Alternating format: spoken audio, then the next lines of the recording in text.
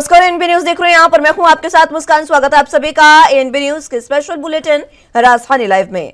जंतर मंतर पर धरने पर बैठी महिला पहलवानों की शिकायत के बाद अब कुश्ती महासंघ अध्यक्ष ब्रजभूषण शरण सिंह के खिलाफ एफआईआर दर्ज हो गई है। उनके खिलाफ दिल्ली के कनॉट प्लेस थाने में 2 एफआईआर दर्ज की गई है, जिनमें एक पोक्सो एक्ट के तहत मामला दर्ज है। दरअसल 21 अप्रैल को एक नाबालिग समेत 7 महिला रेसलर्स ने दिल्ली पुलिस के पास यौन शोषण की शिकायत की थी, लेकिन मामले में एफआईआर दर्ज नहीं हुई। इसके बाद पहलवान धरने पर बैठे और 25 अप्रैल को सुप्रीम कोर्ट ने महिला पहलवानों की अपील सुनकर इसे गंभीर मामला बताया और 2 दिन में दिल्ली पुलिस को जवाब देने के लिए कहा। तब जाकर 28 अप्रैल को सुप्रीम कोर्ट में दिल्ली पुलिस के मैंने ये कहा है कि हम ब्रजभूषण शरण सिंह के खिलाफ एफआईआर दर्ज करेंगे। अदालत ने यह भी आदेश दिया कि नाबालिग महिला पहलवान को सुरक्षा दी जाए। ब्रजभूषण सिंह के खिलाफ यौन उत्पीड़न के आरोपों में एफआईआर दर्ज कराने की मांग को लेकर दायर याचिका पर शुक्रवार को सुप्रीम कोर्ट में सुनवाई हुई थी। इस दौरान दिल्ली पुलिस ने एफआईआर दर्ज करने का भरोसा दिया था। मुख्य न्यायाधीश जस्टिस डीवाई चंद्रचूड़ और जस्टिस पीएस नरसिम्हा की पीठ के समक्ष एसजी तुषार मेहता ने कहा था कि दिल्ली पुलिस आज ही यानी शुक्रवार को ही एफआईआर दर्ज करेगी। इसी को लेकर देर रात ब्रजभूषण शरण सिंह के खिलाफ एफआईआर दर्ज कर ली गई है।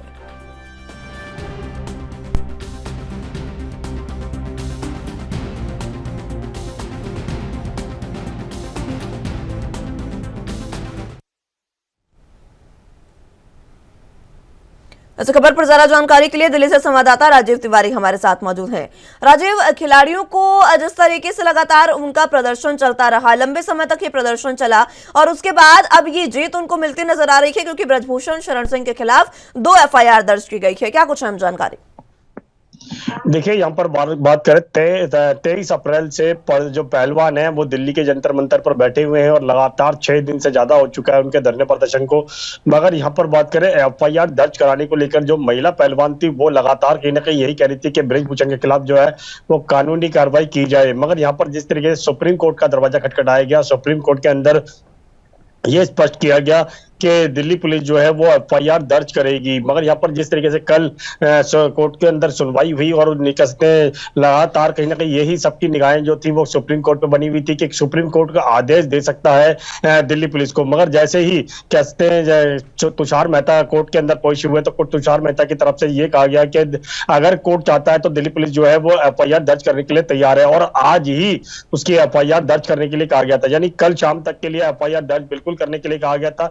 मगर कह सकते हैं सुप्रीम कोर्ट की तरफ से ये जरूर कहा गया है कि एफआईआर दर्ज करने के बाद में जो भी प्राथमिकता दिल्ली पुलिस अपनाएगी और जो भी कह सकते हैं डॉक्यूमेंट्स या फिर कहें कोई सबूत होंगे वो उनको कोर्ट में पेश करना होगा और दिल्ली पुलिस के द्वारा एफआईआर दर्ज करने के बाद में क्या एक्शन किया गया ये भी कोर्ट को बताना होगा। मगर यहाँ पर पहलवान जो है वो अभी तक दिल्ली के जंतर मंतर से हटे नहीं है। उनका कहना है कि ब्रजभूषण के खिलाफ एफआईआर करना कोई बहुत बड़ी बात नहीं है, क्योंकि उत्तर प्रदेश के कह सकते हैं लगभग कई थानों के अंदर जो है वो 3 दर्जन से ज्यादा जो एफआईआर जो है वो ब्रजभूषण के खिलाफ पहले से ही दर्ज है और ब्रजभूषण जो है वो कहीं ना कहीं अपने रसूख का जो कहीं ना कहीं इस्तेमाल कर सकते हैं और हमारे परिवार को डराने के लिए भी कहीं ना कहीं कोशिश की जा रही है। मगर यहाँ पर बात करें महिला पहलवानों की तो उनकी तरफ से बिल्कुल कहा जा रहा है कि धरना प्रदर्शन जो है वो उनका खत्म नहीं होगा जब तक ब्रजभूषण के ऊपर कानूनी कार्रवाई नहीं की जाती है। यानी कि अभी जो प्रदर्शन चल रहा है वो कहीं ना कहीं अब और लंबा चलता हुआ नजर आएगा और उनको समर्थन जो है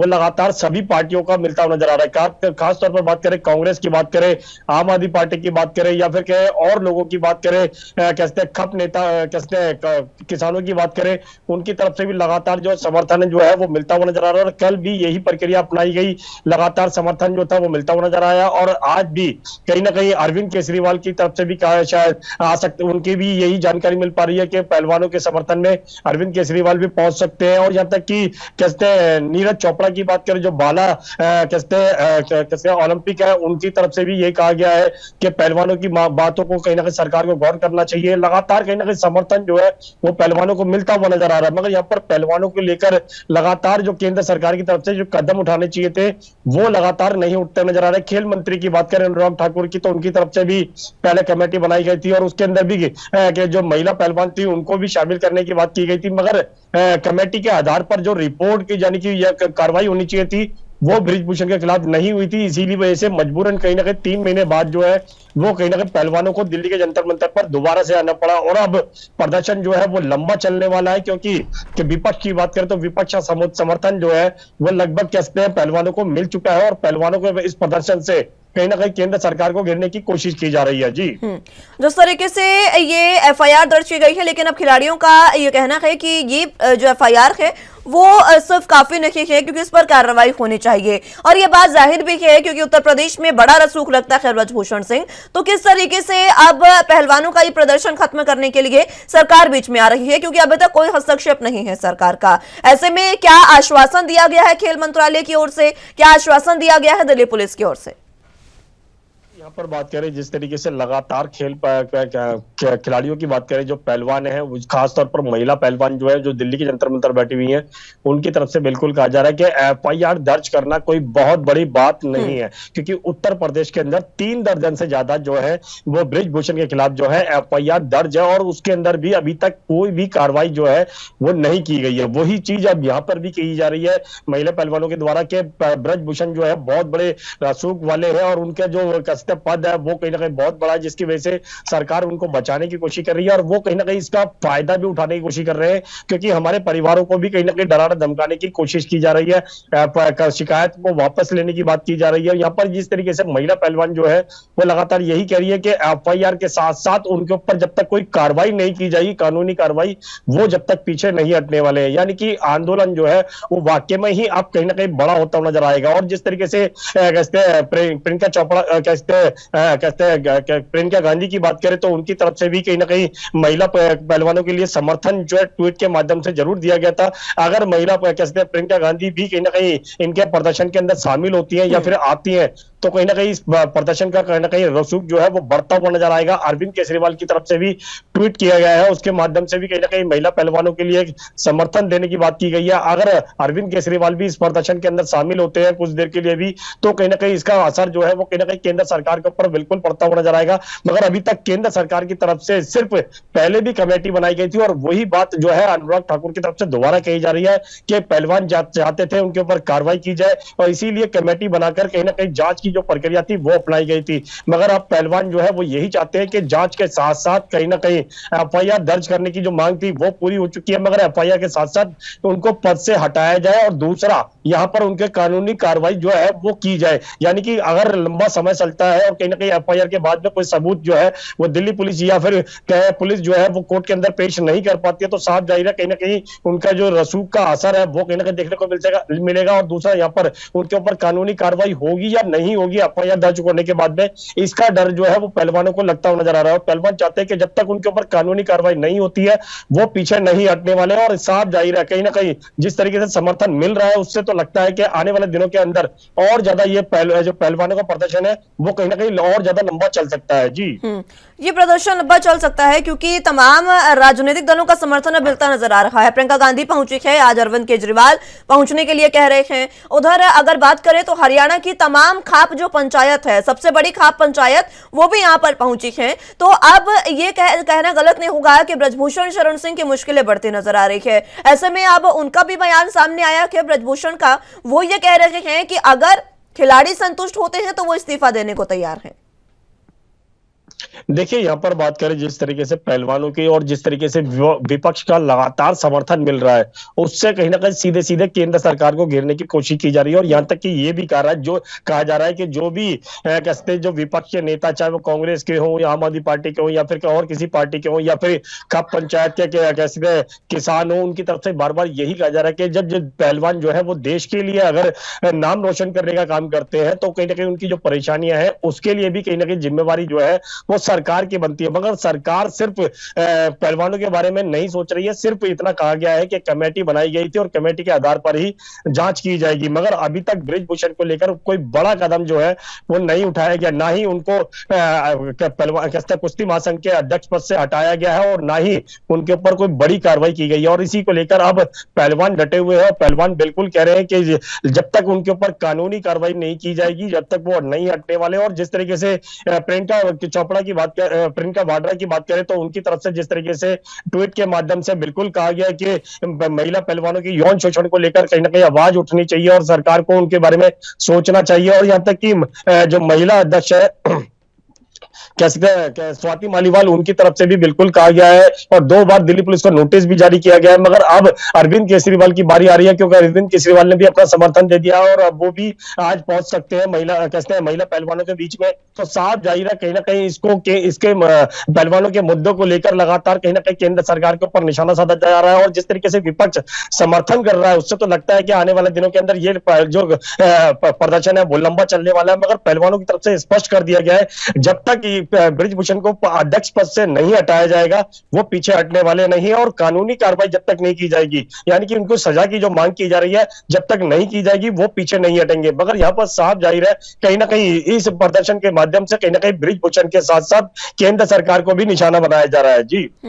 राजीव, ऐसे में अब ये भी कहना गलत नहीं होगा कि मुश्किलें बढ़ते नजर आ सकती हैं ब्रजभूषण की। किस तरीके की कार्रवाई उनके खिलाफ हो सकती है, क्योंकि पोक्सो एक्ट के तहत मामला दर्ज कर लिया गया है और अन्य आरोपों में भी अलग एफआईआर दर्ज की गई है। लेकिन पोक्सो की अगर बात करें तो किस तरीके की कार्रवाई इसके तहत होती है, क्योंकि जो लड़की है जिसने आरोप लगाए है वो नाबालिग है, महिला पहलवान। देखिए यहाँ पर बात करें महिला पहलवानों की, तो महिला पहलवानों की तरफ से बिल्कुल आरोप लगाया है कि यौन शोषण किया जाता है बृजभूषण के द्वारा और कुश्ती के अंदर जो महिलाएं आती हैं उनका कहीं ना कहीं इस्तेमाल किया जाता है। इस तरीके के आरोप जो है वो लगाए गए हैं।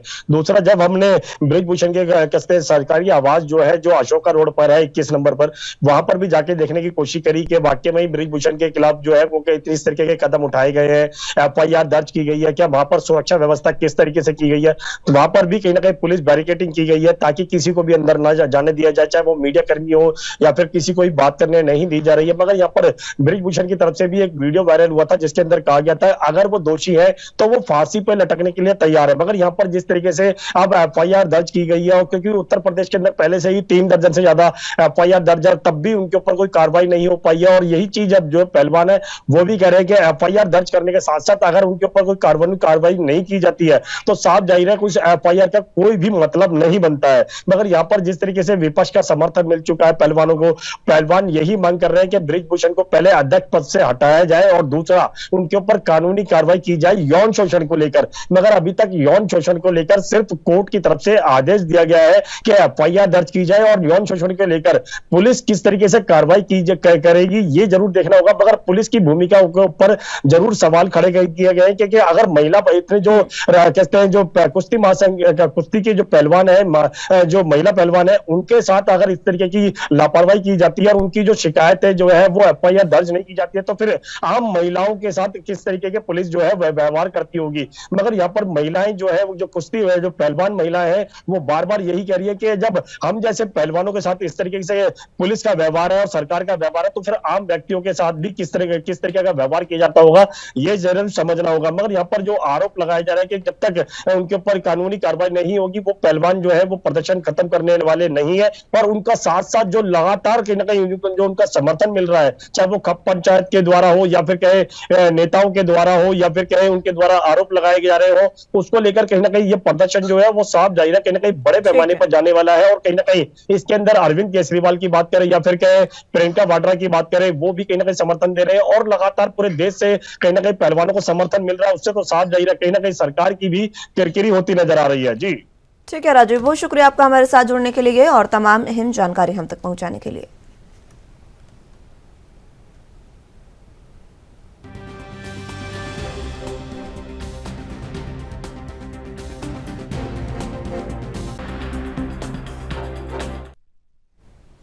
उत्तर प्रदेश के मुख्यमंत्री योगी आदित्यनाथ शनिवार यानी आज गोरखपुर, महाराजगंज, कुशीनगर, देवरिया और वाराणसी में बीजेपी प्रत्याशियों के समर्थन में आयोजित जनसभाओं में विजय शंखनाद करेंगे। मुख्यमंत्री योगी आदित्यनाथ सुबह 10 बजे सरस्वती विद्या मंदिर, आर्यनगर, उत्तरी गोरखपुर में व्यापारी सम्मेलन में व्यापारियों के साथ संवाद करेंगे। तो वहीं सुबह 11:30 पर मंडी समिति धनवा धनजी पेट्रोल टंकी के सामने महाराजगंज और दोपहर 1 बजे उदित नारायण डिग्री कॉलेज, पडरौना, कुशीनगर में जनसभाओं को संबोधित करेंगे। उसके बाद दोपहर 2:20 पर राजकीय इंटर कॉलेज देवरिया में जनसभा और शाम 4:10 पर सरोजा पैलेस, पिपलानी, कटरा, वाराणसी में प्रबुद्ध वर्ग सम्मेलन को संबोधित करेंगे। इधर भारतीय जनता पार्टी के प्रदेश अध्यक्ष भूपेंद्र सिंह चौधरी भी झांसी में विभिन्न संगठनात्मक बैठकों के माध्यम से कार्यकर्ताओं को विजय का मंत्र सौंपेंगे। प्रदेश बीजेपी अध्यक्ष भूपेंद्र चौधरी झांसी होटल झांसी में सुबह 11 बजे झांसी कमिश्नरी के अंतर्गत झांसी, जालौन और ललितपुर जिलों की संगठनात्मक बैठक में पार्टी पदाधिकारियों, वरिष्ठ नेताओं और कार्यकर्ताओं के साथ मंत्रणा करेंगे।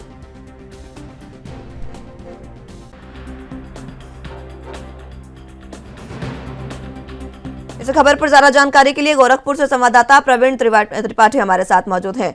प्रवीण, जिस तरीके से उत्तर प्रदेश के मुखिया, उसी के साथ भूपेंद्र चौधरी और तमाम बड़े उत्तर प्रदेश के जो दिग्गज हैं वो अब चुनावी ताल ठोक रहे हैं, हर जगह जनसभाएं संबोधित की जा रही है और कई जगह पर अलग अलग तरीके से मंत्रणा की जा रही है, यानी कि उत्तर प्रदेश में निकाय चुनावों को लेकर पूरी ताकत झोंकी है योगी सरकार ने। किस तरीके की जानकारी आज के कार्यक्रम को लेकर? जी, निकाय चुनाव के मद्देनजर सीएम योगी 2 दिवसीय दौरे पर गोरखपुर आए हुए हैं। आज उनका गोरखपुर में दूसरा दिन है और सुबह उठने के बाद, जैसा कि जहां तक आज के कार्यक्रम की बात अगर कर ली जाए, तो सुबह उठने के बाद सबसे पहले उन्होंने गोरक्षनाथ मंदिर में रुद्राभिषेक किया और उसके बाद हवन किया और ऐसा उम्मीद लगाया जा रहा है कि आने वाले समय में वो जनता का दरबार भी लगाएंगे और उसके बाद वो तमाम जनसभा को संबोधित करेंगे। आज का जो दिन है उनका, वो मंडल यानी कि पूरे गोरखपुर के मंडल में गोरखपुर, देवरिया, कुशीनगर और महाराजगंज, ये 4 जिले आते हैं और इन चारों जिलों का वो दौरा करेंगे और वहां पर जनसभा को संबोधित करेंगे। जहां तक आपका प्रश्न रहा, वो बहुत ही सराहनीय प्रश्न है। मैं आपको बता दूं कि जिस तरीके से सीएम योगी यानी कि उत्तर प्रदेश के मुखिया जिस तरीके से कमर कसी है निकाय चुनाव को लेकर के, तो कहीं ना कहीं उनका साफ तौर पर ये कहना है सांसद से, विधायक से, अपने कार्यकर्ताओं से, अपने पदाधिकारियों से कि वो डोर टू डोर जाएं और भाजपा के सभी जितने भी कार्य हैं उनको बताएं। निश्चित रूप से वही उनके कार्यकर्ता भी कर रहे हैं और ऐसा उम्मीद ही नहीं, पूरा विश्वास जताया जा रहा है लोगों के द्वारा। जैसा हमने लोगों से बात करी है कि आने वाला जिस प्रकार से 2022 का विधानसभा चुनाव में भाजपा ने जीत हासिल करी थी, उसी प्रकार से निकाय चुनाव भी में जीत हासिल होगी। जी, भूपेंद्र चौधरी के भी आज के कार्यक्रम है, मंत्रणा करने वाले हैं वो बीजेपी कार्यकर्ताओं के साथ, उसको लेकर क्या जानकारी? देखिए, जहां तक बात भूपेंद्र चौधरी की कर ली जाए तो निश्चित रूप से सिर्फ सीएम योगी ही नहीं, बल्कि उनके अभी हमने कहा कि विधायकों की बात कर ली जाए, सांसदों की बात कर ली जाए, या तमाम दिग्गज नेता ऐसे हैं जो पूरी तरीके से मैदान में उतर चुके हैं। यहाँ तक कि सीएम योगी के साथ साथ जो अदर्स पार्टियां हैं, कांग्रेस की बात कर ली जाए, सपा की बात कर ली जाए, यानी कि जो दूसरी पार्टियां हैं वो भी पूरी तरीके से मैदान में उतर चुकी हैं और उनके प्रत्याशी भी पूरी तरीके से दमखम लगा रहे हैं। सभी लोग जनता को लुभाने का हर संभव प्रयास कर रहे हैं, लेकिन अब तो आने वाला समय ही बताएगा कि देखिए पलड़ा किसका भारी होगा।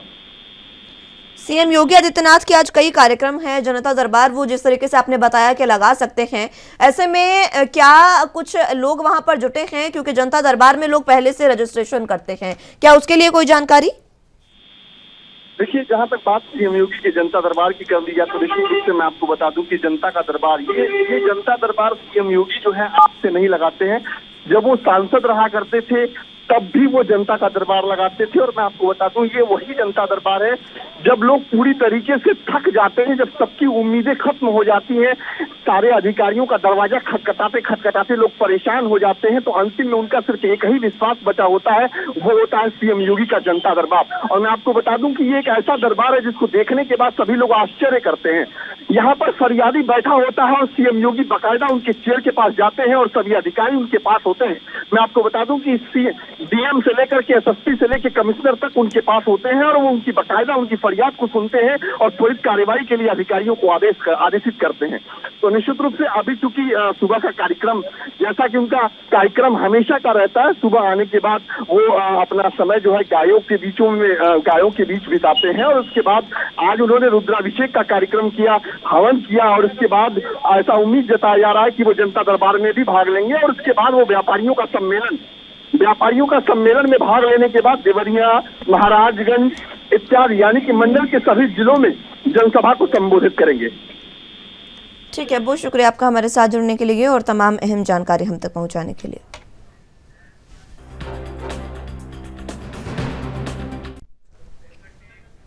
पंजाब के मुख्यमंत्री भगवंत मान शनिवार यानी आज पंजाबी यूनिवर्सिटी के 63वें स्थापना दिवस के मौके पर आयोजित समागम में हिस्सा लेंगे। सीएम की इस फेरी से यूनिवर्सिटी के मुलाजिमों, अध्यापकों और विद्यार्थियों सभी वर्गों में उम्मीद जगी है। माना जा रहा है कि सीएम भगवंत मान खास तौर पर पंजाबी यूनिवर्सिटी पर चढ़ के 150 करोड़ के ऋण की माफी संबंधी कोई बड़ा प्लान कर सकते हैं, क्योंकि पिछली बार जब मान यूनिवर्सिटी में पहुंचे थे तो उन्होंने अपने संबोधन में कहा था कि शिक्षा को कर्ज के अधीन नहीं होना चाहिए। इस मौके पर पंजाबी यूनिवर्सिटी अध्यापक संघ के प्रधान डॉक्टर निशान सिंह देओल ने कहा कि यूनिवर्सिटी के सभी वर्गों में सीएम की फेरी को लेकर खासा उत्साह है। उम्मीद की जा रही है कि मान की ओर से 150 करोड़ के ऋण की माफी संबंधी ऐलान किया जाएगा। साथ ही पुटा की तरफ से सीएम से ये भी मांग की गई जाएगी कि यूनिवर्सिटी में विद्यार्थियों के लिए नए हॉस्टल का निर्माण किया जाए। उन्होंने बताया कि यूनिवर्सिटी में हॉस्टलों की कमी है, जिसके चलते विद्यार्थियों को बाहर प्राइवेट हॉस्टल में रहना पड़ता है। इससे खास तौर से लड़कियों की सुरक्षा अक्सर सवालों के घेरे में रहती है।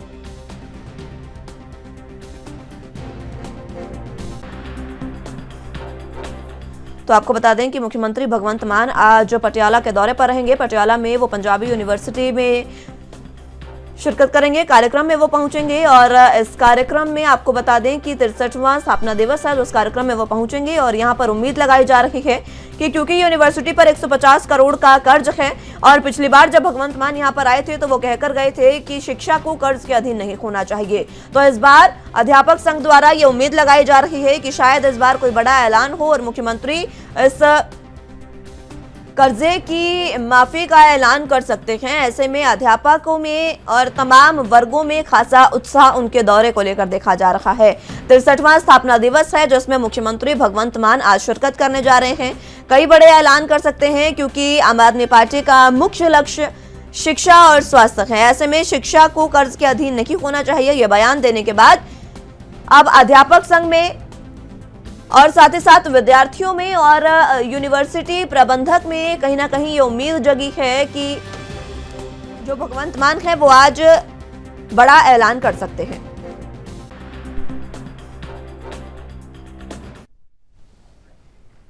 इस खबर पर ज्यादा जानकारी के लिए चंडीगढ़ से संवाददाता संदीप सिंह हमारे साथ मौजूद हैं।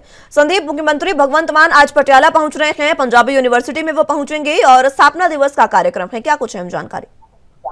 जी बिल्कुल, अगर बता दें तो आज पंजाबी यूनिवर्सिटी पटियाला में जो है स्थापना दिवस मनाया जा रहा है और कहीं ना कहीं ये भी देखा जा रहा है कि वहां पर पंजाब के मुख्यमंत्री पहुंचेंगे और पंजाब के मुख्यमंत्री पहली बार जो वहां पर पहुंचने जा रहे हैं और कहीं ना कहीं ये भी जो है फिर उनको जो है कुछ ना कुछ सौगात देकर जो आएंगे, तो ये भी कहने को जो है आ रहा है। और साथ के साथ ये भी देख लें कि पंजाबी यूनिवर्सिटी के बाद जो है पंजाब के मुख्यमंत्री जो है राजेंद्रा हॉस्पिटल जाएंगे। वहां पर जो है ऑपरेशन थिएटर नए बने हैं, वो भी आज जनता को समर्पित करते हुए पंजाब के मुख्यमंत्री नजर आएंगे। उसके बाद पंजाब से बाहर जो है मुख्यमंत्री जाते हुए नजर आएंगे और 2 दिन का दौरा जो है मुख्यमंत्री का बाहर का है।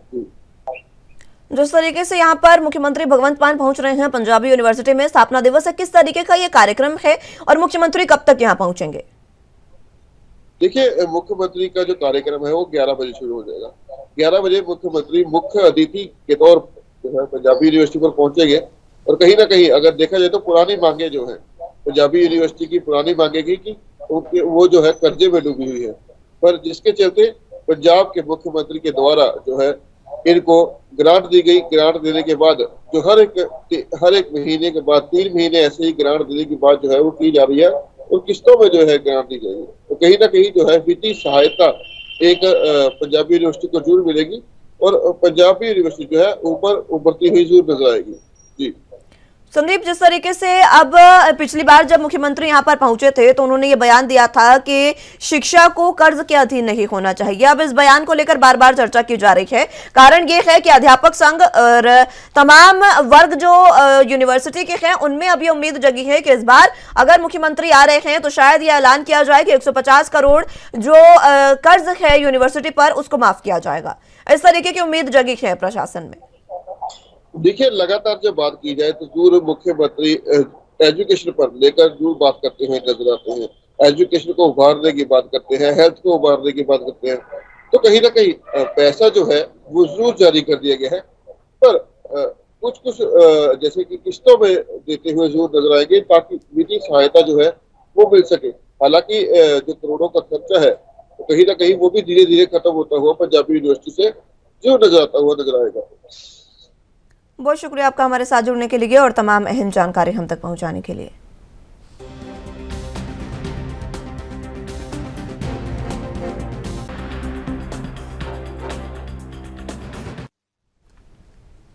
मजदूर दिवस पर मजदूरों को तोहफा देते हुए मुख्यमंत्री भगवंत मान ने पंजाब कैबिनेट ने शुक्रवार को प्राकृतिक आपदा से खराब हुई फसलों के कुल मुआवजे की 10% राशि मुआवजे के तौर पर कृषि श्रमिकों को देने की घोषणा की है। कैबिनेट में इस फैसले पर मुहर लगा दी गई है। इसी के साथ 1 मई को मजदूर दिवस पर पंजाब में सरकारी छुट्टी होगी। इसके साथ ही कैबिनेट ने कई अन्य प्रस्तावों को भी हरी झंडी दी है।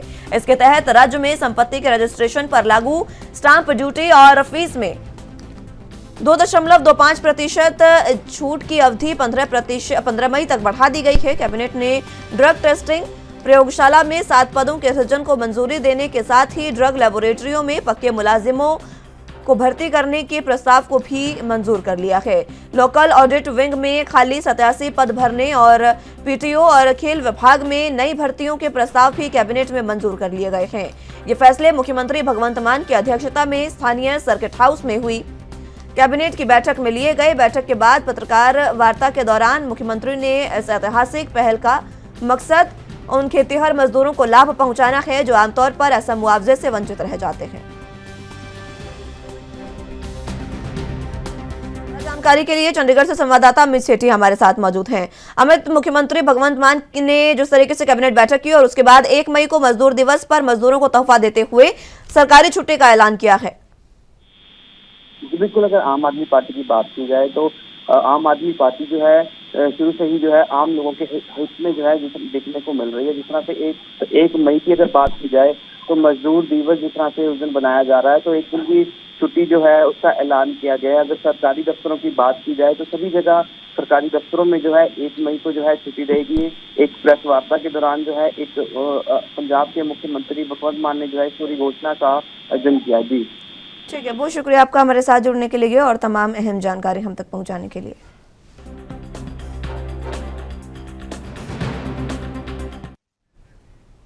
महाराष्ट्र के मुख्यमंत्री एकनाथ शिंदे ने शुक्रवार को कहा कि रत्नागिरी जिले के बारसू गांव में प्रस्तावित रिफाइनरी परियोजना को स्थानीय लोगों की सहमति के बिना लागू नहीं किया जाएगा। इसके साथ ही उन्होंने क्षेत्र में शांति बनाए रखने की अपील की है। उन्होंने मीडिया से बातचीत करते हुए यह दावा किया है कि बारसू गांव में स्थिति शांतिपूर्ण है। इससे पहले दिन में रिफाइनरी का विरोध कर रहे प्रदर्शनकारी गांव में एकत्र हुए थे। पुलिस ने प्रदर्शनकारियों को तितर-बितर करने के लिए राजापुर तहसील के बारसू और सोलगांव गांवों में आंसू गैस का इस्तेमाल भी किया और शिवसेना के सांसद विनायक राउत को हिरासत में ले लिया है। शिंदे ने कहा कि उन्होंने रत्नागिरी के जिलाधिकारी और पुलिस अधीक्षक के साथ साथ जिले के प्रभारी मंत्री उदय सामंत से बात की है और जिलाधिकारी ने उन्हें बताया है कि परियोजना स्थल पर कोई लाठीचार्ज नहीं हुआ है। शिवसेना नेता उद्धव ठाकरे का जिक्र करते हुए उन्होंने कहा कि एक पूर्व मुख्यमंत्री ने खुद ही केंद्र सरकार को बारसू का सुझाव दिया था। मुख्यमंत्री का पद गंवाने के बाद वो परियोजना का विरोध कर रहे हैं। कोई व्यक्ति इस तरह के दोहरे मानदंड कैसे रख सकता है? ठाकरे की पार्टी रिफाइनरी का विरोध कर रहे ग्रामीणों का समर्थन कर रही है।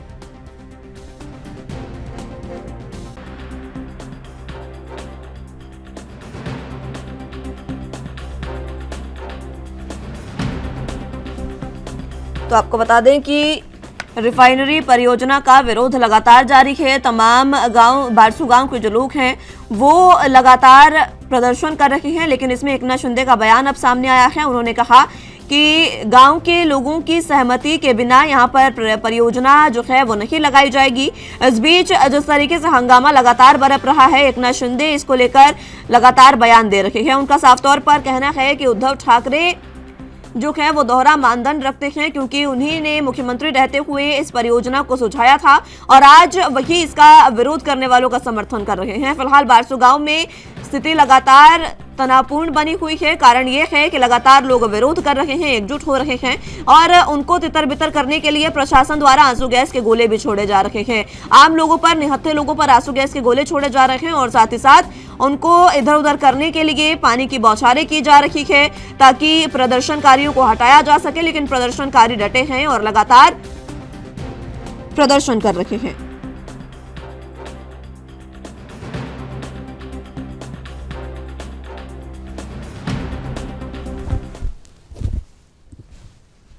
इस खबर पर ज्यादा जानकारी के लिए मुंबई से संवाददाता सत्यप्रकाश सोनी हमारे साथ मौजूद हैं। सत्यप्रकाश, जिस तरीके से बारसू गांव में रिफाइनरी परियोजना लगाई जानी है उसको लेकर लगातार विरोध जारी है और उस विरोध के बीच अब प्रदर्शनकारियों पर आंसू गैस के गोले छोड़े जा रहे हैं, प्रशासन द्वारा वाटर कैनन का इस्तेमाल किया जा रहा है। अभी की स्थिति क्या है बारसू गाँव की? बिल्कुल मुस्कान जी, बारसू रिफाइनरी परियोजना को लेकर महाराष्ट्र में सियासत तेज हो गई है और इस सियासत के तहत खुद जो है महाराष्ट्र के मुख्यमंत्री एकनाथ शिंदे ने इस पर सफाई दी है। इसके पहले आपको बता दें कि रिफाइनरी को लेकर लगातार ग्रामीण इसका विरोध कर रहे हैं और विरोध इस हद तक हुआ कि पुलिस को उनके ऊपर लाठी चार्ज करनी पड़ी। दर्जनों से ज्यादा लोग घायल हैं, कई लोग हॉस्पिटलाइज हैं। जिस तरह की तस्वीरें देखने को मिल रही थी कि रिफाइनरी परियोजना को लेकर लगातार पुलिस उन पर दबाव बना रही है, खासकर जिला कलेक्टर और प्रभारी के द्वारा लगातार दबाव बनाया जा रहा था कि इस परियोजना का विरोध न करें। लिहाजा गांव के सभी लोगों ने इसका विरोध किया। अब एकनाथ शिंदे का कहना है कि जिस तरह से इसका विरोध हो रहा है उसमें महज 70% लोग ऐसे हैं जो परियोजना के समर्थन में है, 30% ऐसे लोग हैं जो इसका विरोध कर रहे हैं। लेकिन उन्होंने कहा कि जो लोग भी विरोध कर रहे हैं हम उनके खिलाफ नहीं जाएंगे। स्थानीय ग्रामीणों की सहमति के बिना यह परियोजना नहीं बनेगी। लिहाजा जब वह 3 दिन की छुट्टी से लौटे तो सबसे पहले इसी परियोजना को लेकर मीडिया से बातचीत की और उन्होंने कहा कि यह परियोजना जो केंद्र सरकार द्वारा आदेशित है और इसके लिए पूर्व मुख्यमंत्री ने पहले बात की थी, लेकिन आज वही पूर्व मुख्यमंत्री इसका विरोध करवा रहे हैं।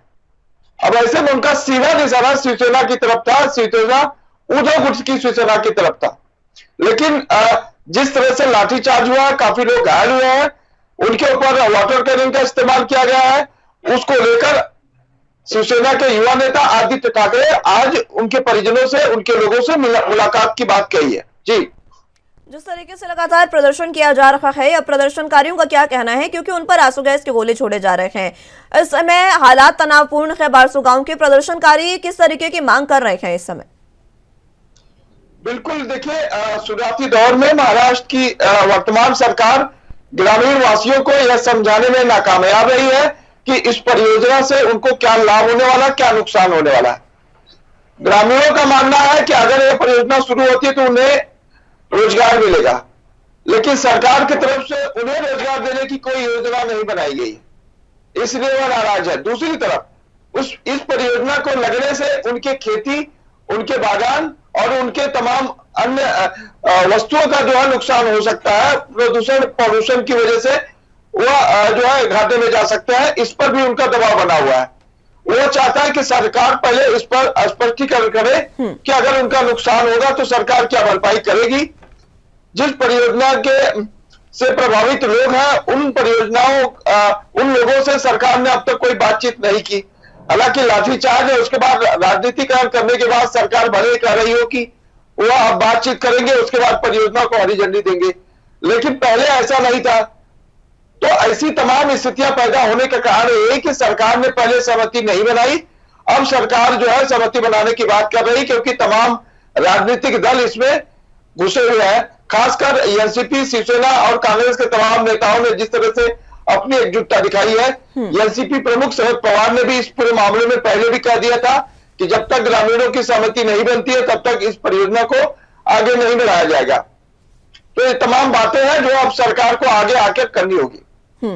लेकिन एकनाथ शिंदे तो ये साफ कह रहे हैं कि उद्धव ठाकरे जो हैं उन्होंने ही इस बात का, इस रिफाइनरी का एक सुझाव दिया था और उसके बाद वही अब विरोध कर रहे हैं। उन्हीं की जो तमाम सेना है वो विरोध कर रही है। आखिर क्या कारण है इसका और उनके बयान के क्या मायने? बिल्कुल, देखिए उद्धव ठाकरे उस वक्त के वर्तमान मुख्यमंत्री थे। इस दौरान उन्होंने सुझाव दिया था कि अगर बारसू गांव में रिफाइनरी लगती है तो जाहिर तौर पर ग्रामीणों को बहुत सुविधा हो जाएगी, उन्हें जो है इस तरह के रोजगार मिल जाएंगे।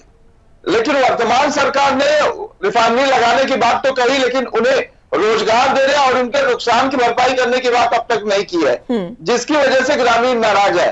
अब ग्रामीणों को खुश करने के लिए सरकार ने एक कदम उठाया है और सरकार यह कह रही है कि बिना ग्रामीणों की सहमति के वर्षों रिफाइनरी जो है परियोजना नहीं लगेगी। तो जाहिर तौर पर सरकार दे रहा है, दुरुस्त है, सरकार ने हामी की है। अब देखने वाला बात यही होगी कि क्या सरकार ग्रामीणों को खुश करने या उनकी सहमति जुटाने में कामयाब होती है, तब परियोजना का काम शुरू हो जाएगा। लेकिन जिस तरीके से विरोध लगातार जारी है, ऐसे में आज ये भी कहा जा रहा है कि आदित्य ठाकरे भी प्रदर्शनकारियों से मिलने जाएंगे। क्या इन प्रदर्शनकारियों का कोई एक झुकाव है? ये कहा जाए कि जिस तरीके से आपने ये बताया कि अभी जो एकनाथ शिंदे की सरकार है वो लोगों को जागरूक करने में नाकाम साबित हो रही है, लोगों तक तमाम बातें पहुंचाने में नाकाम साबित हो रही है। लेकिन जब उद्धव ठाकरे ने ये सुझाव दिया था, क्या उस समय जो प्रदर्शनकारी थे वो समर्थन में थे इस रिफाइनरी के? देखिए, उद्धव ठाकरे ने इस परियोजना को लाने की सिर्फ सहमति बनाई थी, परियोजना को काम शुरू नहीं किया था। लेकिन वर्तमान सरकार ने बिना सहमति के काम शुरू करवाने की बात कर रही है, जोर दबाव से सरकारी यंत्रणा का इस्तेमाल करके। अब खुद महाराष्ट्र के मुख्यमंत्री एकनाथ शिंदे साहब ये कहते हैं कि वह ग्रामीणों को समझाने की कोशिश करेंगे कि उनका फायदा क्या है। तो ये काम तो पहले होना चाहिए था, लेकिन लाठीचार्ज और विरोध के बाद अगर यह समझाने की बात आती है तो जाहिर तौर पर सरकार की नाकामयाबी सीधे सामने आती है। तो सरकार को जो काम पहले करना चाहिए था वो सरकार ने नहीं किया। अब राजनीतिक विरोध हो या फिर ग्रामीणों का विरोध हो, उसके बाद सरकार ये कह रही है हम उन्हें समझाएंगे, तो ये बात तो बिल्कुल स्पष्ट हो गई कि सरकार उन्हें पहले समझाने में नाकामयाब हुई है। ठीक है सत्य प्रकाश, बहुत शुक्रिया आपका हमारे साथ जुड़ने के लिए और तमाम अहम जानकारी हम तक पहुंचाने के लिए।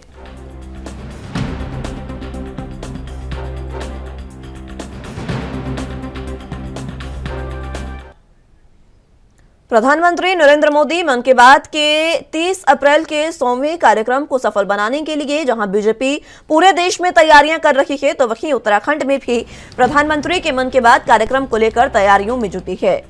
बीजेपी संगठन के अनुसार सबसे बड़े जिले नैनीताल जिले में इस कार्यक्रम को लेकर बीजेपी नेता अपनी अपनी तैयारियां में जुटे हैं। नैनीताल जिले के 1006 बूथों में से करीब 500 स्थानों में प्रधानमंत्री नरेंद्र मोदी के 30 अप्रैल के दिन होने जा रहे मन की बात के 100वें कार्यक्रम को लेकर हजारों की संख्या में लोगों के साथ इस कार्यक्रम को सुनने की तैयारी की जा रही है। बीजेपी के नैनीताल जिला अध्यक्ष प्रताप बिष्ट ने बताया कि मन की बात के 100वें कार्यक्रम के उपलक्ष्य में पूरे नैनीताल जिले के बीजेपी कार्यकर्ताओं में बेहद उत्साह है और इसको सफल बनाने के लिए जिले का हर कार्यकर्ता अपनी अपनी तैयारियों में जुटा है। तो वहीं नैनीताल जिला अध्यक्ष ने कहा कि 30 अप्रैल के दिन इस कार्यक्रम को सफल बनाने के लिए उनके बीच बीजेपी के राष्ट्रीय सचिव महेंद्र पांडे सहित बीजेपी के कई बड़े चेहरे मौजूद रहेंगे।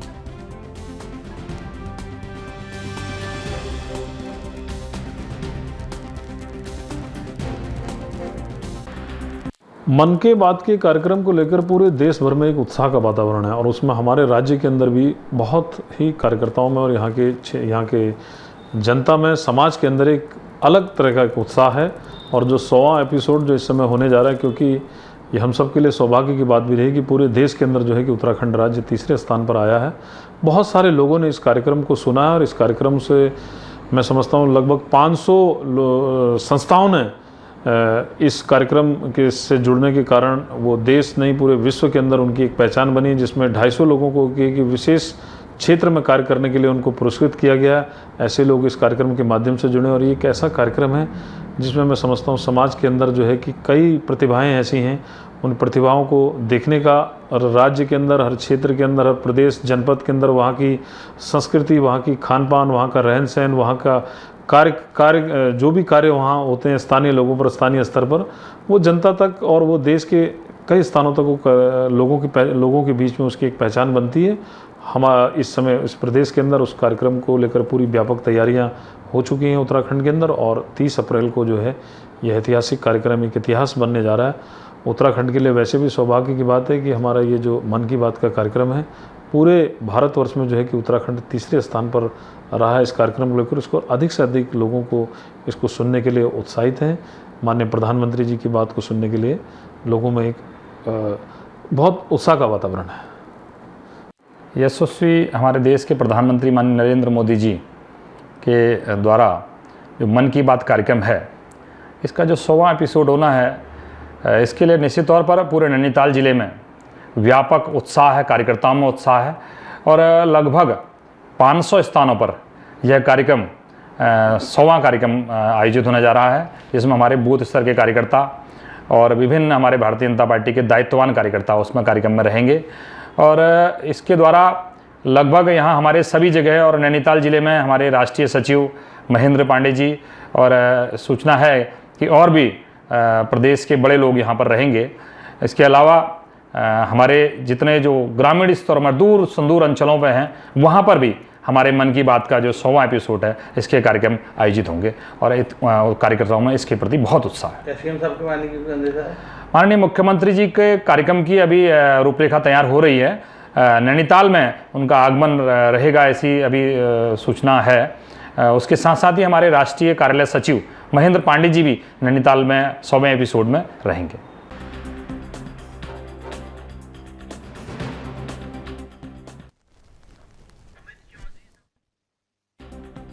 इस खबर पर ज्यादा जानकारी के लिए संवाददाता अमित चौधरी हमारे साथ मौजूद हैं। अमित, जिस तरीके से प्रधानमंत्री नरेंद्र मोदी के मन की बात कार्यक्रम का 100वां एपिसोड कल होने जा रहा है, उसको लेकर किस तरीके की तैयारियां फिलहाल प्रदेश में चल रही हैं? हाँ बिल्कुल मुस्कान, देखिए भाजपा की अगर बात करें तो 30 अप्रैल यानी कल का दिन बीजेपी के लिए बेहद खास रहने वाला है, क्योंकि कल यहाँ मन की बात प्रधानमंत्री के द्वारा जो यहाँ मन की बात कार्यक्रम है उसका 100वां संस्करण होने वाला है और पूरे देश में इसको लेकर तमाम तैयारियां की जा रही हैं। इस दिन को विशेष बनाने के लिए तमाम तैयारी यहाँ भाजपा के कार्यकर्ता और हर नेता यहाँ पर लगातार अपने अपने स्तर से कर रहे हैं। और उत्तराखंड की बात करें, उत्तराखंड में भी इस कार्यक्रम को विशेष बनाने के लिए तमाम आयोजन किए जा रहे हैं। राजधानी के अलावा प्रत्येक जो विधानसभा है वहाँ पर लगातार कार्यक्रम किया जा रहा है। नैनीताल जिले की बात करें तो नैनीताल जिला भाजपा के संगठनात्मक तरीके से कहा जाए तो सबसे बड़ा जिला माना जाता है और यहाँ पर करीब 106 बूथ हैं और 1006 बूथ है, जिसमें 500 शक्ति केंद्र बनाए गए हैं। उन सभी शक्ति केंद्रों में ये कार्यक्रम आयोजित किए जाएंगे, जिसकी जानकारी जिला अध्यक्ष यहाँ पर के द्वारा दी गई है। और पूरी तरीके से इस कार्यक्रम को विशेष बनाने के लिए लगातार तैयारियां की जाती है। हर बूथ पर यहाँ पर जो शक्ति केंद्र है वहाँ पर लगातार कार्यक्रम किए जाएंगे और हजारों की संख्या में यहाँ पर जो लोग हैं वो कहीं ना कहीं इस कार्यक्रम को सुनने के लिए जुटेंगे। तो पूरी तरीके से समय संस्करण की अगर बात करें मन की बात कार्यक्रम प्रधानमंत्री नरेंद्र मोदी की, तो इस कार्यक्रम को सफल बनाने के लिए और यादगार बनाने के लिए लगातार तैयारियां की जा रही है। नैनीताल जिले में खासकर तैयारी की जा रही है। आज मैं आपको बता दूं कि जो सूबे के मुखिया है पुष्कर सिंह धामी, उनका नैनीताल दौरा भी होना है और संभवतः वो आज रात्रि विश्राम नैनीताल में ही करेंगे। तो कल 30 अप्रैल के दिन इस कार्यक्रम की शुरुआत होगी और यहाँ पर जो बात करें तो मन की बात कार्यक्रम के तहत यहाँ पर जो सूबे के मुखिया है वो नैनीताल में भी इसकी शुरुआत कर सकते हैं और पूरी तरीके से एक जोश और खरोश यहाँ के कार्यकर्ताओं में देखा जा रहा है इस कार्यक्रम को लेकर। जिस तरीके से लगातार तैयारियों का दौर जारी है, ऐसे में ये तैयारियां भी की जा रही है कि मन की बात के कार्यक्रम को ज्यादा से ज्यादा लोग सुने। ऐसे में किस तरीके से जगह का चयन किया जा रहा है, क्योंकि ये बताया जा रहा है कि सबसे बड़ा जिला है नैनीताल और वहीं पर पूरी तैयारियां की जा रही है ताकि ज्यादा से ज्यादा लोगों के साथ इस कार्यक्रम को सुना जा सके। देखिए मुस्कान, 500 जगह पर ये कार्यक्रम होने हैं और यहाँ पर जो कार्यक्रम का जो स्थल है वो यहाँ पर चिन्हित करने की लगातार कवायद की जा रही है।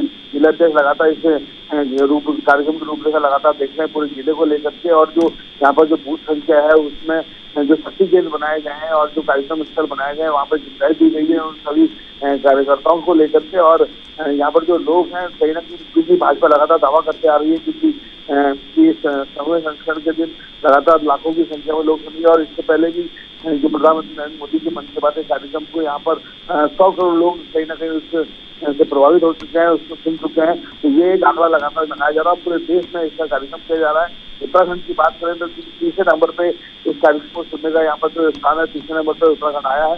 तो ये भी एक उत्साह कहीं ना कहीं यहाँ के कार्यकर्ताओं में है और लोगों को लगातार एकजुट करने का प्रयास किया जा रहा है और इस कार्यक्रम को एक ऐतिहासिक रूप से उत्तराखंड में बनाया जाए, इसको लेकर के लगातार जो यहाँ पर केंद्र बनाए गए हैं जहाँ पर ये कार्यक्रम होने, वहाँ पर लगातार तैयारी की जा रही है और लोगों को आह्वान किया जा रहा है कि इस कार्यक्रम को ज्यादा से ज्यादा सुना जाए और हजारों की संख्या में इस कार्यक्रम में जो लोग यहाँ पर जुटने की आशंका जताई जा रही है। जी मुस्कान। ठीक है, बहुत शुक्रिया आपका हमारे साथ जुड़ने के लिए और तमाम अहम जानकारी हम तक पहुंचाने के लिए।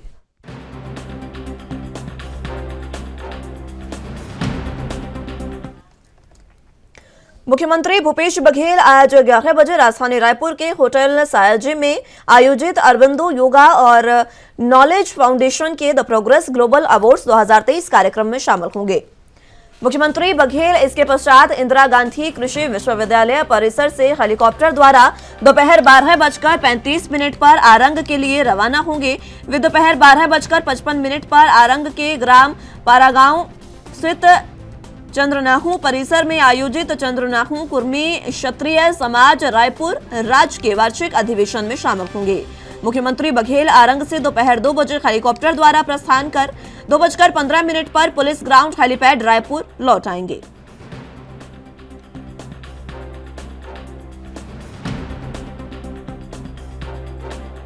खबर पर ज्यादा जानकारी के लिए रायपुर से संवाददाता अखिलेश तिवारी हमारे साथ मौजूद हैं। अखिलेश, क्या कुछ अहम जानकारी द प्रोग्रेस ग्लोबल अवार्ड 2023 कार्यक्रम में आज मुख्यमंत्री शामिल होने जा रहे हैं?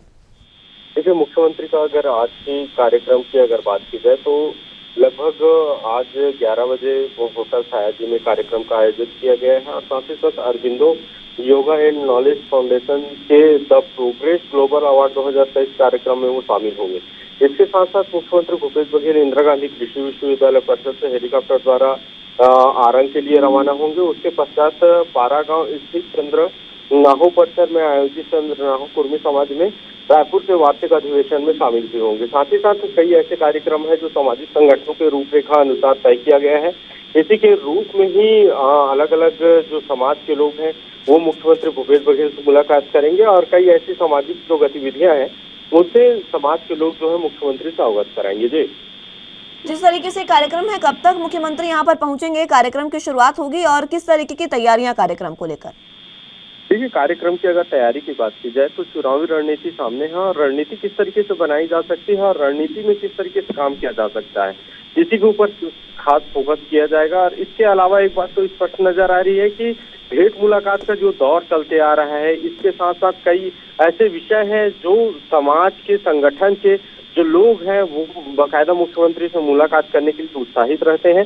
साथ ही साथ समाज के उत्थान और विकास के लिए किस तरीके से कार्य किया जा सकता है, इसके अलावा कई ऐसे विभिन्न जो कार्यक्रम है उनमें मुख्यमंत्री की किस तरीके से भूमिका हो सकती है और उस भूमिका को किस तरीके से चुनावी रणनीति में तब्दील किया जा सकता है, ये पूर्ण रूप से समर्पित किया जाता है। और साथ ही साथ ऐसे जो कार्यक्रम का जो आयोजन रहता है उसमें समाज के जो शीर्ष पद में बैठे रहते हैं उन्हीं लोगों को चयन करके उनसे संवाद किया जाता है ताकि आने वाले कल में और विस्तार से इसको प्रमोट भी किया जा सके। साथ ही साथ उनके जो विकास कार्य हैं उनको किस तरीके से एक माला में पिरोने का काम किया जा सकता है, इसके ऊपर खास फोकस किया जाता है। जी, अभी जिस तरीके से मुख्यमंत्री भूपेश बघेल यहाँ पर पहुंचेंगे, क्या सौगात यहाँ पर दी जा सकती है और ये जो अवार्ड कार्यक्रम है किस तरीके का ये अवार्ड है, ये विस्तार से बताएं। देखिए, ये जो अवार्ड की अगर बात की जाए तो अवार्ड को लेकर के काफी पहले से ही चर्चा में रहे हैं द प्रोग्रेस ग्लोबल अवार्ड। इसमें पर्यावरण को लेकर के ही एक समाहित किया गया है। साथ ही साथ पर्यावरण के लिए जो काम करने वाले जो लोग हैं उनको बुलाया गया है और योगा से किस तरीके से इसमें योगा और पर्यावरण का मिलाप जो जिस तरीके से किया जा सकता है उसके ऊपर खास फोकस किया गया है।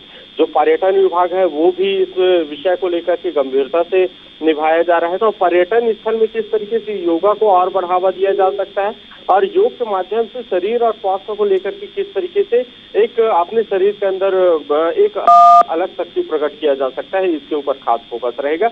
और किन्हीं लोगों को जो पर्यावरण संरक्षण के लिए और संवर्धन के लिए किस तरीके से कार्य किया जाता है, इसके ऊपर वो वैचारिक दृष्टि के साथ साथ उनकी मनोभाव को समझने के लिए ही ये अवार्ड की आयोजन किया गया है ताकि पर्यावरण को और बेहतर तौर तरीके से उत्थान किया जा सके और उसके विकास और उसको बचाने का प्रयास किया जा सकता है। जी, ठीक है अखिलेश, बहुत शुक्रिया आपका हमारे साथ जुड़ने के लिए और तमाम अहम जानकारी हम तक पहुंचाने के लिए।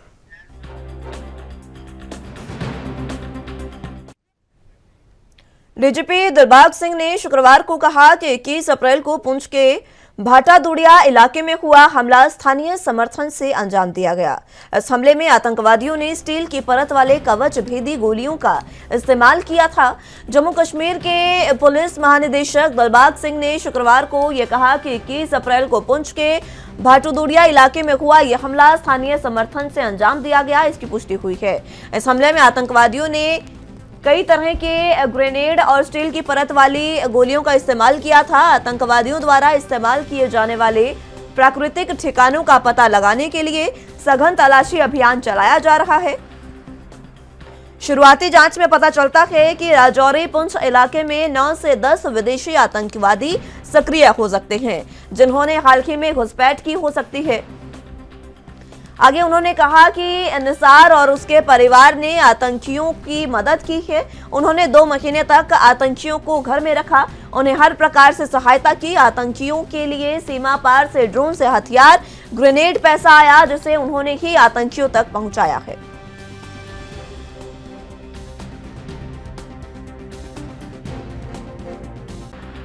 इस खबर पर ज्यादा जानकारी के लिए जम्मू कश्मीर से संवाददाता रविंद्र श्रीवास्तव हमारे साथ मौजूद हैं। रविंद्र, जिस तरीके से ये अब बड़े खुलासे इस हमले में हो रहे हैं, पुंछ में जो आतंकी हमला हुआ उसमें दिलबाग सिंह का ये कहना है कि स्थानीय समर्थन से ही ये हमला हुआ है।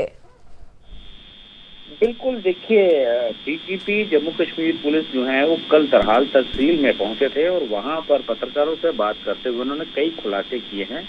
उन्होंने बताया है कि पुंछ में आतंकियों ने जो सैन्य वाहन था उसको आईडी से उड़ाया है और जिन गोलियों का इस्तेमाल किया गया है वो स्टील की गोलियां हैं और जितने भी हथियार आए थे वो पाकिस्तान के जरिए, ड्रोन के जरिए जो है पाकिस्तान से भेजे गए थे।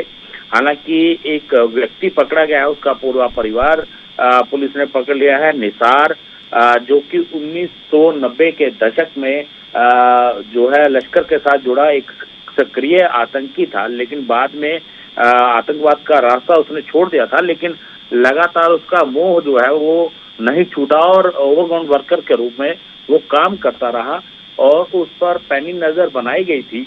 लेकिन कहा जाए तो जिन आतंकियों ने करीब 8 दिन पहले भाटादुड़िया इलाके में जो सैन्य वाहन पर हमला किया था, उसमें इस आतंकी के घर पर जो पकड़ा गया है निसार, उसके घर पर पाकिस्तान से आए हुए आतंकी जो है वो 3 महीने तक वहीं रुके और पूरी प्लानिंग जो है वो करते रहे। और निसार जो रफीक नाई है जो पाकिस्तान में बैठा हुआ है, भाटादुड़िया का ही रहने वाला है, तरहाल के इलाके का ही, और वहां पर वो रहकर अपनी गतिविधियों को अंजाम दे रहा है। और निसार और रफीक नाई से लगातार जो है वो रफीक नाई संपर्क में था और उसी ने ही, रफीक नाई ने ही इन आतंकियों को निसार के घर भेजा था और करीब 3 महीने यहाँ रहे हैं।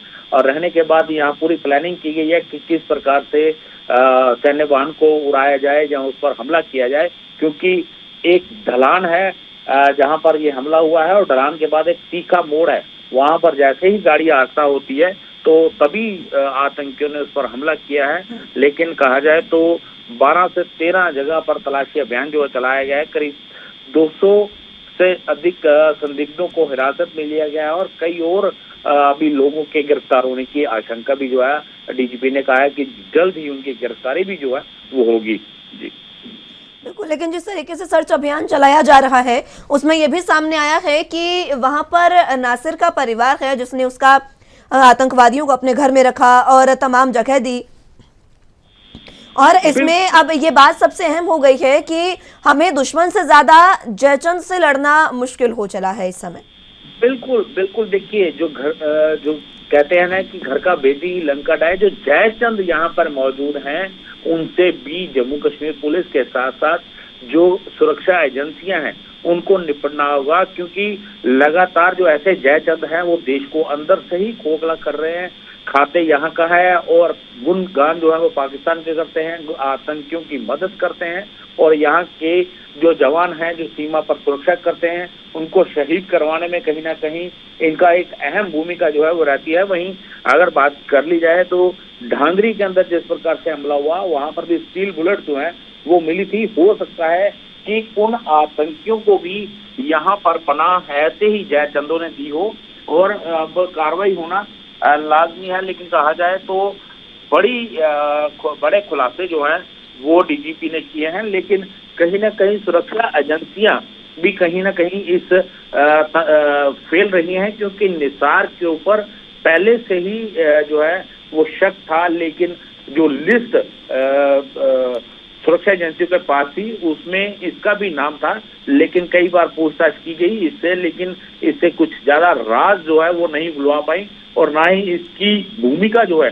जिस प्रकार से 3 महीने आतंकी रुके निसार के पास, उसको लेकर कहीं ना कहीं जो है वो सुरक्षा एजेंसियां जो है वो फेल नजर आ रही हैं। जी ठीक है रविंद्र, बहुत शुक्रिया आपका हमारे साथ जुड़ने के लिए और तमाम अहम जानकारी हम तक पहुंचाने के लिए।